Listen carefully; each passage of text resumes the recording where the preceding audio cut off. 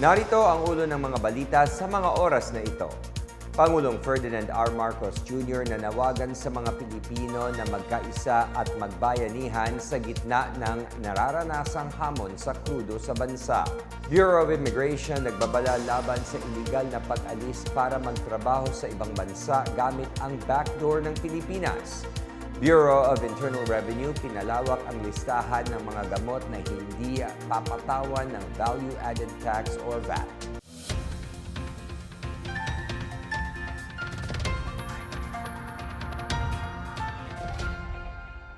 Ako si William Theo para sa PNA Headlines.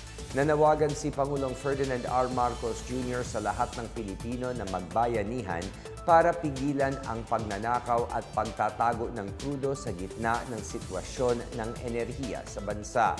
Sa pinaka-latest episode ng kanyang BBM vlog, hinimok niya ang lahat na isabuhay ang pagka-Pilipino sa panahon ng kagipitan sa pamamagitan ng pagkakaisa, disiplina at pagmamalasakit. Kinondena ng Pangulo ang mga nabalita noong nakaraan na insidente tulad ng mga motoristang nagpapagas ng hindi nagbabayad, paihi o iligal na pagsasali ng tudo at iligal na pag-iimbak ng gasolina sa isang residential area. Nagbabala si Marcos sa lahat na huwag man lamang ng kapwa para sa sariling ginhawa. Huwag din anya mag-hoard ng diesel at huwag ilagay sa panganib ang kanilang mga kapitbahay. Giit pa niya, mga may lehitimong operasyon tulad ng mga mangingisda, ospital at lugar na gumagamit ng power generator ang maaaring mag-imbak ng crudo. Sa kabilang banda, pinuri ni Marcos ang mga Pilipinong nagpamalas ng voluntarismo at bayanihan para tumulong sa mga apektado ng krisis, lalo na ang mga hindi nagmamalaki sa social media. Halimbawa, anya nito ang mga nagbukas ng community pantry at feeding program para sa mga nangangailangang sektor. Nangako ang Pangulo na patuloy na maghahanap ang gobyerno ng mga solusyong ikagiginhawa ng lahat. Gayunpaman, hindi anya ito magiging sapat kung wala ang tulong, kawanggawa, panalangin at positibong pag-iisip ng bawat Pilipino. Nagbabala ang Bureau of Immigration or BI laban sa pag-recruit para sa mga trabaho sa ibang bansa sa pamamagitan ng iligal na pag-alis mula sa backdoor ng Pilipinas. Ibinalita ng BI Immigration Protection and Border Enforcement Section ang pag-repatriate sa isang 24 anyos na Pinay. Lumapag sa Ninoy Aquino International Airport Terminal 1 ang Pinay Lulan ang Hong Kong, Philippines na flight mula sa Cambodia noong 23 ng Marso. Batay sa ulat, ni-recruit ang babae sa Telegram para magtrabaho bilang receptionist sa Myanmar at inalok ng sweldong nasa pagitan ng $900 hanggang $1,200. Pumuslit ang babae sa isang bangka palabas ng bansa mula Tawi-Tawi sa kadumaan sa Sabah, Kota Kinabalu at Kuala Lumpur bago nakarating sa Phnom Penh at Bavet sa Cambodia. Pagdating doon, sa pilitan siyang pinagtrabaho bilang love scam operator sa loob ng 2 buwan bago ibinenta sa ibang kumpanya para pagtrabahuhin uli sa mga scam. Kwento pa ng biktima, kasama niya sa bangka ang ilan pang di nakikilalang Pilipino na iligal ding pumunta sa Myanmar. Ipinaaalala naman ni Immigration Commissioner Joel Anthony Diado na mag-ingat sa mga illegal na departure scheme dahil sa banta ng mga sindikatong sangkot sa human trafficking. Anya, madaling mabiktima ng pang-aabuso ang mga iligal na lumalabas ng bansa at hindi sila agad legal na mapoprotektahan ng mga otoridad.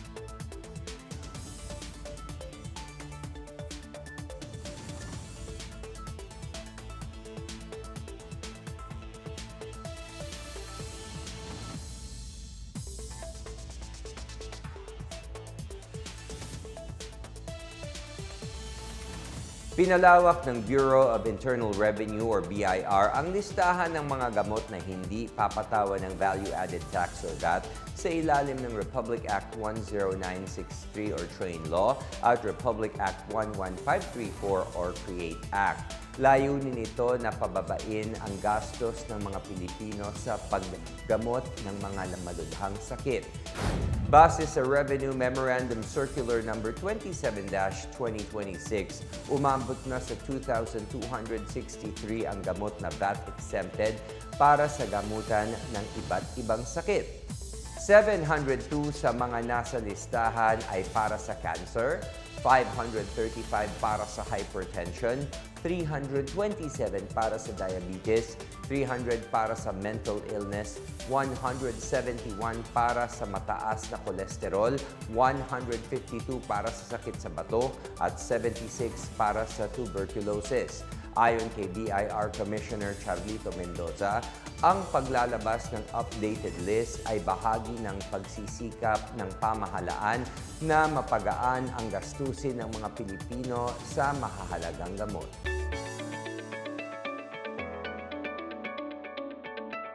At sa balitang pangkalakalan, inihain sa Kamara ang isang panukalang batas na poprotekta sa mga Pilipino mula sa epekto ng patuloy na pagsipa ng presyo ng langis.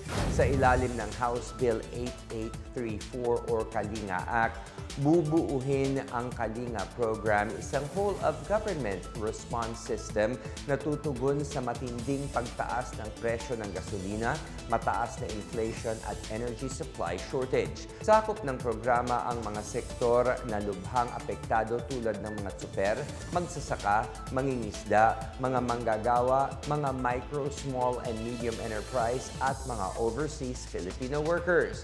Papayagan din ang pansamantalang suspension o pagbawas sa buwis sa langis at iba pang regulatory fees. Ayon kay House Speaker Faustino D. III, mabibigyan ng panukalang batas ang pamahalaan ng kakayahang makakilos ng mabilis bago pa umepekto ang pagsirit ng presyo ng krudo sa buong ekonomiya ng bansa. Samantala, suportado ng Department of Energy o DOE ang Iwas Taas Pamasahe e-Transport Solution Program bilang tugon sa oil price hike dulot ng krisis sa gitnang silangan. Inilunsad ng pribadong sektor ang nasabing inisyatibo na nakatuon sa mabilis na pagde-deploy ng mga electric bus. Ayon kay Energy Secretary Sharon Garin, poprotektahan ng programa ang mga commuter mula sa mataas na presyo ng langis habang pinapaunlad ang transport system para maging mas malinis at sustainable. Base sa tala ng DOE, umabot na sa mahigit 60,000 electric vehicles ang rehistrado noong 2025 kung saan higit na mataas ito kumpara sa mga nakaraang taon. Binigyang diin din ng DOE na alinsunod ang programa sa polisiya ng pamahalaan sa ilalim ng Electric Vehicle Industry Development Act at Comprehensive Roadmap for the Electric Vehicle Industry. At yan ang pinakabago at pinakamainit na balita sa mga oras na ito, hatid sa inyo ng PNA Headlines. Para sa iba pang mga balita at impormasyon, bisitahin lamang ang aming website pna.gov.ph o ang aming Facebook at X account na Philippine News Agency. Mapapanood din ang PNA Headlines sa pamamagitan ng link sa website ng News and Information Bureau sa ilalim ng PNA News at sa YouTube account ng Philippine News Agency. Ako po si William Theo at ito ang PNA Headlines, naghahatid ng mga balitang nagbubuklod sa bagong Pilipinas.